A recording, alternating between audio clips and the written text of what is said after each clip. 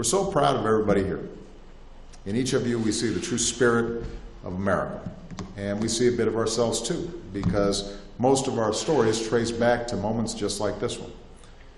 To an ancestor who, just like the men and women here today, raised their right hand and recited that sacred oath. And the point is that unless you are one of the first Americans, unless you are a Native American, you came from someplace else. That's why we've always defined ourselves as a nation of immigrants.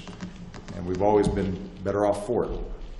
The promise we see in those who come from all over the world is one of our greatest strengths. It's kept our workforce young, it keeps our businesses on the cutting edge, it's helped to build the greatest economic engine that the world has ever known. And you think about the drive and the determination that it took for each of these 28 men and women to reach this moment. Imagine how far they'll go from here, the kind of difference that they'll be making on behalf of this country. Immigration makes us stronger. It keeps us vibrant, it keeps us hungry, it keeps us prosperous.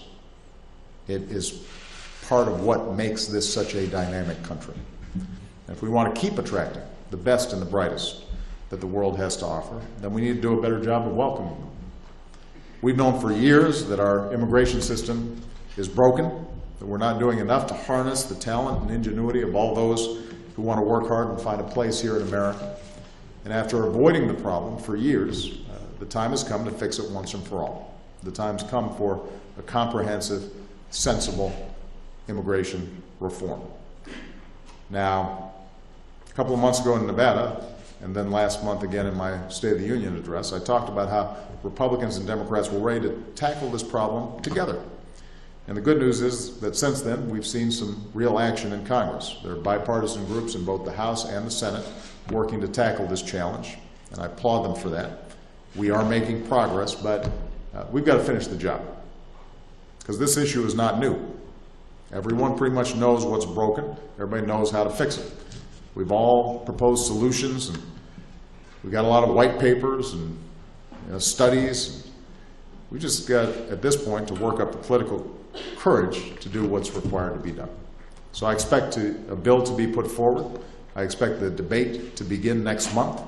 I want to sign that bill into law as soon as possible. We know that real reform means continuing to strengthen our border security and holding employers accountable. We know that real reform means providing a responsible pathway to earned citizenship for the 11 million undocumented immigrants who are currently living in the shadows, a pathway that includes passing a background check and paying taxes and a penalty and learning English and then going the back of the line behind everyone else who's trying to come here legally. We know that real reform requires modernizing the legal immigration system so that our citizens don't have to wait years before their loved ones are able to join them in America, and so that we're attracting the highly skilled entrepreneurs and engineers that are going to help create good-paying jobs and grow our economy. So let's get this done, and let's do it in a way that keeps faith with our history and our values.